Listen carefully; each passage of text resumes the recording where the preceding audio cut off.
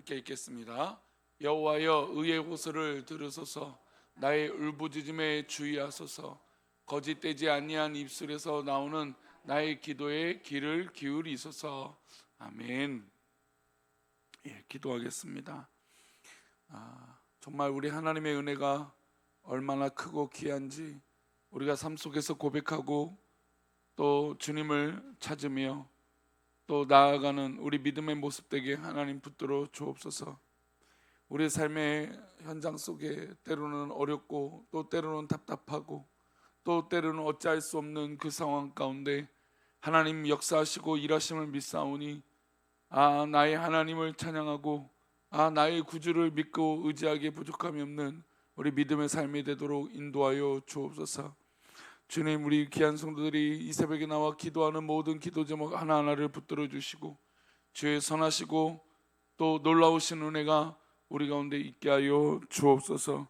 1,000번째로 드려지는 예물들이 있습니다. 또 범사에 감사하여 드려진 예물을 기뻐 받아 주옵시고 주의 신령한 은혜가 우리 가운데 있게 하여 주옵소서. 우리 귀한 성도들을 붙잡아 주시고 함께하여 주실 것을 믿사옵고 거룩하신 예수 그리스도 이름으로 기도 올리옵나이다. 아멘. 우리가 하나님은 어떤 분이신가 라고 하는 질문들을 합니다. 그럴 때 우리는 이야기들을 좀 하는 것이 전능하신 하나님, 사랑의 하나님, 무소부재의 하나님, 언제나 어디서나 계신 하나님이시죠. 또 질서의 하나님, 창조의 하나님, 이런 하나님을 고백할 겁니다. 그런데 성경에는 이런 표현들은 사실 좀 하나님을 너무 높이 계시는 하나님으로만 생각을 합니다. 물론 그것도 맞죠. 근데 성경의 기자들이 하나님을 묘사할 때 하나님을 멀리 계신 하나님이라고 고백하기보다는 굉장히 좀 가깝게 계시는 하나님이라고 고백을 하죠. 마치 하나님을 인간처럼 표현하기도 하고 또 그것을 우리가 신인 동형론적 표현이라고 하는데 하나님 나의 기도에 귀를 기울이소서. 그러니까 그렇게 얘기하면 보통 이런 이야기들이 많이 나오잖아요, 성경에서. 그러면 하나님이 지금 귀를 여시고 내 기도를 듣고 계신다는 겁니다. 그러니까 바로 멀리 계시면 안 되겠죠. 당연히 가까이 계시는 것처럼 표현을 한다는 겁니다. 즉 하나님을 인격적인 하나님, 또 내 소리를 들으시고 손을 잡아주시고 때로는 부모님처럼, 때로는 형제 자매처럼, 때로는 친구처럼 동행하시는 하나님을 표현하고 이해하고 있다는 겁니다. 이런 하나님을 고백하고 만나는 것은 우리 신앙에게 또 특별히 기도하는 사람들에게는 굉장히 중요합니다. 우리가 물론 하나님을 앞에 기도할 때 전능하신 하나님 이렇게 말하지만 사실 우리의 기도 내용들은 정말 내 모든 이 사항과 내 모든 이 아픔과 또 갈급함과 내 급한 마음들을 우리 하나님이 알고 계시기를 바라는 거 아닙니까? 그런 표현들을 다 친근하게 하나님을 부르면서 찾으면서 기도하는 것이죠. 오늘 시편의 기자인 다윗도 하나님을 이해하는데 굉장히 하나님을 가깝게 또 때로는 인격적인 하나님으로 묘사하며 하나님 앞에 표현하고 있습니다. 다윗은 하나님의 길을 먼저 노래해요. 우리 1절인데요 다시 볼까요? 여호와여 의의 소리를 들으소서. 나의 울부짖음에 주의하소서. 거짓되지 아니한 입술에서 나오는 나의 기도에 귀를 기울이소서. 여호와의 의의 호소를 들으소서. 하나님이 나의 기도의 호소를 들어달라는 겁니다. 그리고 또 어떤 겁니까? 나의 울부짖음의 그 소리를 들어달라는 겁니다. 우리 하나님은 분명히 우리의 기도를 듣고 계시죠. 또 때로는 우리의 울부짖음, 또 우리의 가슴 치고 있는 것을 듣고 계신 줄 믿습니다. 우리 하나님은 귀가 있으신 분이죠. 그래서 우리가 기도할 때 소리내서 또 우리의 모든 것들을 담아서 울부짖는 것은 굉장히 중요합니다. 그런데 여기서 이제 하나님께서 귀를 열시고 우리의 기도를 들어주시는데 그 기도의 내용이 중요합니다. 1절 이 후반절의 말씀 보면 어떤 말씀입니까? 거짓되지 아니한 입술에서 나오는 나의 기도에. 그러니까 우리의 기도가 하나님이 듣고 계시는데 거짓말을 한다면 될까요? 안 되겠죠. 거짓되지 아니한 입술에서 나오는 그 기도를 우리 하나님 듣고 계신다는 겁니다. 들으신다는 거죠. 그러니까 우리 하나님의 길을 우리가 의심하면 안 되겠죠. 우리 하나님의 길은 우리의 모든 고백들을 이것이 정직한지 아니한지 알고 계신다는 것이죠. 그리고 나의 기도의 어떤 중심을 기도의 내용, 사실 울부짖는다는 게 말이 똑바로 지어지겠습니까? 뭐 호소한다는 게 사실 감정에 치우쳐지는 표현들이 많잖아요. 하나님 앞에 가슴을 치고 하나님 나 너무 어렵습니다, 뭐 이런 얘기들이 할 때 사실 막 중언부언할 때도 있을 것이고 억지를 쓰는 것일 수도 있어요. 그런데 중요한 건 그런 모든 것에 뭐가 있어야 돼요?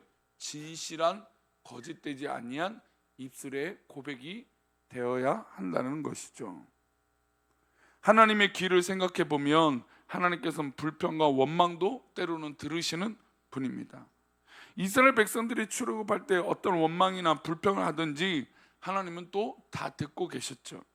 하나님 앞에서 그래서 우리 입술을 조심해야 됩니다. 하나님을 향하여 거침없이 쏟아내는 나의 원망들, 불평들, 이웃을 향한 이야기들, 그 하나님은 다 듣고 계시죠. 그러니 우리가 어떤 이 말의 표현들이 내 입술에서 나와야 되는지 정말 고민하고 생각해야 되는 것입니다. 그래서 그 모든 고백 가운데 거짓이 있지 않기를 고백하는 것이죠. 하나님이 듣고 계신다면 또 하나님은 어떤 하나님이시냐면 보고 계시는 하나님, 하나님의 눈을 이 다윗은 고백하고 있습니다. 우리 2절인데요 함께 읽겠습니다. 주께서 나를 판단하시며 주의 눈으로 공평함을 살피소서. 하나님은 우리를 바라보고 계신다는 겁니다. 때로는 우리가 살다 보면 불공평하고, 아니 왜 나에게 이런 일이 있고, 의도가 이런지 않은데 왜 나에게 이런 일이 있을까라고 생각을 해요. 며칠 전에 올림픽이 끝났는데, 아니 요즘같이 막 카메라가 이렇게 있는데도 오심이 있습니까 없습니까? 오심이 있어요. 잘못된 판단들이 있어요. 좀 불공평한 것 같아요. 우리나라 여자 역도 선수가 잘 들었어요. 아니 심판이 하얀색을, 그러니까 이제 합격이라는 거죠. 합격 신호를 세 심판이 다 했는데 아니 자기네끼리 다시 비디오를 보더니 탈락을 주는 거예요. 뭐 억울하죠. 아니 애초부터 탈락을 주든지, 좀 뭔가 미심쩍은 거예요. 근데 이제 해설자 말로는 이 전날에 이 관중들의 함성 때문에 사실 불합격인데 합격을 준 이것들이 있어서 오늘은 더 이 면밀하게 보는 것 같다는 얘기를 하더라고요. 그러니까 사람은 이렇게 어떤 이 환경이나 어떤 이 판단이나 또 주어진 모습들이나 또 주변의 요소에 우리의 시야가 흐려질 때가 있어요. 판단을 해야 되는데 잘못된 판단으로 왜곡된 시각을 가질 때가 있다는 거죠. 이쪽으로 볼 때, 저쪽에서 볼 때, 뭐 뒤쪽에서 볼 때, 앞쪽에서 볼 때 달라질 수 있는 게 바로 인간의 판단입니다. 그런데 우리 하나님의 판단은 어떻을까요? 우리 하나님이 우리를 바라보시는 것엔 어떤 오판이나 잘못됨이 없는 줄 믿습니다. 우리를 정확하게 알고 계시는 거죠. 오히려 우리 스스로도 우리 자신을 모를 때가 있다는 겁니다. 하나님은 완전하신 눈이시고 완벽한 판단을 하시는 분인 줄 믿습니다. 그러니 우리 하나님의 판단을 믿으시기 바랍니다. 그렇잖아요. 우리가 선수들이 막상 경기를 임했을 때 누구의 판단을 신뢰해야 될까요? 심판의 판단을 신뢰해야 돼요. 그래서 끝까지 플레이를 해야 됩니다. 근데 자기가 생각해서 이건 아니야 라고 멈추면 어떻게 될까요? 그냥 심판이 진행할 때도 있어요. 그러면 골을 먹기도 하고 또 그대로 확 진행될 때도 있어요. 그제서야 후회해봤자 소용이 없는 것이죠. 우리가 판단할 때 우리 스스로 멈춰버리면 그래서 안 되는 것이에요. 하나님의 판단을 믿고 하나님의 계획을 믿고 하나님의 역사를 믿고 끝까지 달려가는 것이죠. 그러면 우리 하나님의 판단과 하나님의 눈은 공평하게 우리를 분명히 인도하실 것입니다. 그리고 또한 다윗은 하나님을 어떤 하나님이라고 고백하냐면 이 만지시는 이 손의 하나님을 고백하고 계세요. 우리 7절입니다. 함께 읽겠습니다. 주께서 내 마음을 시험하시고 밤에 내게 오셔서 나를 감찰하셨으나 흠을 찾지 못하셨사오니 내가 결심하고 입으로 범죄하지 아니하리이다. 오른손으로 구원하시는 하나님은 이 하나님의 모습을 이 다윗이 고백하고 있는 것입니다. 이스라엘 백성들은 하나님의 오른손을 권능의 팔이라고 고백했습니다. 이스라엘 백성들은 광야의 길을 걸어갈 때 하나님의 오른손 권능의 편팔로 그들을 안으시고 광야의 길을 건너가게 하셨습니다. 하나님의 놀라우신 이 오른팔은 홍해를 가르셨어요. 하나님의 오른팔은 하늘에서 만나를 내리신 팔이었습니다. 하나님의 오른팔은 우리가 고난 가운데 있을 때 구원하신 능력의 팔이죠. 다윗도 하나님의 오른손의 권능을 경험했습니다. 그래서 광야에서 이 사울에게 쫓겨서 살아갈 때 하나님의 손이 자기를 구원하신 것을 아셨습니다. 오늘 우리도 하나님의 오른손을 기대하시기 바랍니다. 하나님 우리를 살피시고 분명히 우리를 인도하실 것이기 때문이죠. 또한 하나님은 우리 가운데 어떤 하나님으로 나타나시냐면 우리 15절 말씀을 보겠습니다. 나는 의로운 중에 주의 얼굴을 배우리니 깰 때에 주의 형상으로 만족하리로다. 주님의 얼굴을 보는 것이죠. 주의 얼굴, 하나님의 얼굴은 다윗의 시편에 좀 자주 등장하는 표현입니다. 다윗은 매 순간 하나님의 형상, 하나님의 얼굴을 기대했습니다. 여러분, 우리가 이 새벽에도 기도할 때 우리는 누구의 얼굴을 구하는 걸까요? 하나님의 얼굴을 구합니다. 우리가 어떻게 육체의 옷을 입고 하나님의 얼굴을 배울 수 있을까요? 불가능한 것이에요. 하지만 하나님의 얼굴을 배우는 그날을 우리가 어디에서? 천국에서 또 우리가 영혼이 깰 때라는 것이죠. 그래서 시인은 이렇게 고백합니다. 우리가 깰 때에 주의 형상을 볼 것입니다. 이 땅에서 눈 감는 그 순간에 천국에서 눈 뜨는 순간이 될 것이고, 그때는 우리의 영광을 또 하나님의 얼굴을 보는 놀라운 그 은혜를 경험하게 될 것입니다. 기도는 바로 하나님의 얼굴을 보는 이 미리 연습하는 것과 같아요. 우리가 기도함으로 하나님의 형상이 우리 가운데 뚜렷하게 보이지 않지만 하나님의 어떤 그런 이 그림자, 실루엣, 또 하나님의 느낌, 또 하나님의 형상을 막 느끼면서 기도하지 않습니까?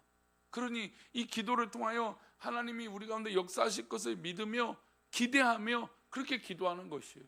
그리고 우리가 결국에 저 천국에 가서 하나님의 배울 날을 기대하며 전진해 나아가는 것이죠. 이 땅에 소망이 없고 이 땅에 걱정과 염려가 있을 때 우리는 기도함으로 하나님의 얼굴을 구하는 것이죠. 하나님의 얼굴을 구한다는 건 바로 응답하신 하나님을 믿는 것이에요.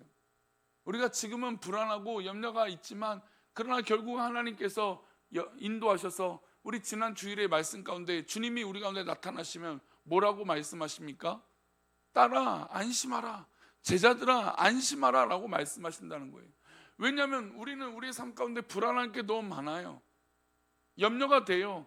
그러나 주님의 얼굴을 구하고 만나게 되면 염려할 것이 하나도 없는 것이죠. 하나님 분명히 우리를 사랑하셔서 우리를 이끌어 주실 것을 믿습니다.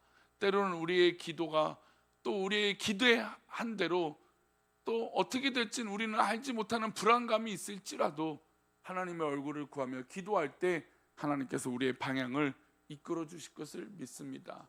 그러니 우리 귀한 성도님들, 우리는 이런 인격적인 하나님을 만나봅시다.